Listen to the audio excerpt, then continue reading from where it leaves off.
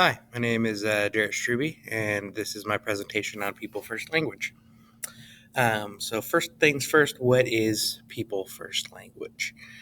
People First Language is a way of referring to people that um, keeps their humanity intact and doesn't define them by their disability. So instead of calling someone an autistic person, they are a person who has autism. Instead of being a person confined to a wheelchair, they're a person that uses a wheelchair. It is removing the stigma or the negativity surrounding um, medical diagnoses and different differences among people. Um, within my building, amongst adults, the language that we use referring to people is pretty positive and pretty good. I've never really heard um, a student referred to as that autistic kid or that Down syndrome kid. We're From what I've heard, it's been pretty people first oriented. It's a student who has autism, a student who has Down syndrome. Uh, um, we don't say it's a dyslexic kid. We might say that the student needs certain supports in reading. Um, Pretty positive. Now the area for that we need vast improvement is amongst our students.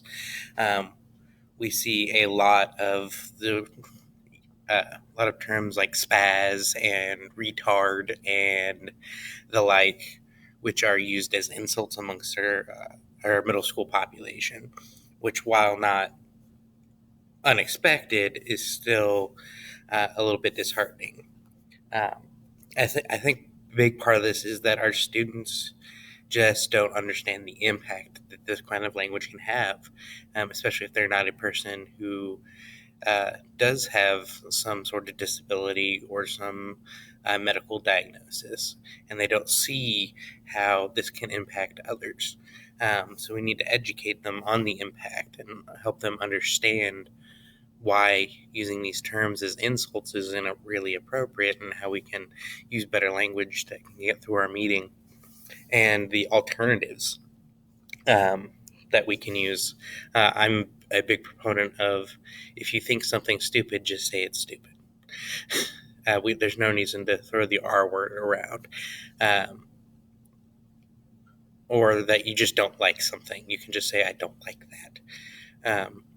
And I think part of that is I feel it's important for them to be able to communicate what they're actually feeling, what they're actually thinking, and also is just as important is let's not throw things around that could really insult people if that's not what you're trying to do, or even if that's what you're trying to do, let's not insult people.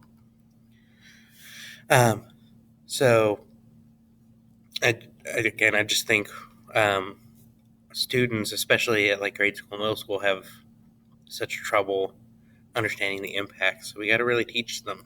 That's part of our jobs is to teach them and create that culture, that school culture. Um, so proposal is we need to educate. So we need to educate people on a better way of referring to people that a person is a person and that they are not their disability, they're not their medical diagnosis. Um, we would never say someone refer to someone as that diabetic kid. So why is it okay to say that Down syndrome kid or that MR kid or that autistic kid? Um, I know plenty of people that happen to have diabetes, just like I happen to know a lot of kids that happen to have autism. Um, I think that's the shift that I'm starting to see um, in the schools I've worked at, and especially this current school. But I think more than that, we need to let that trickle down from the adults down to our students and the building and districts as a whole, and create that culture of inclusiveness where people don't feel left out. They're not used. Their medical diagnosis, their disability, their condition isn't used as an insult, and more importantly, isn't used to define them. So that's my presentation on people first language. Thank you very much. Have a nice day.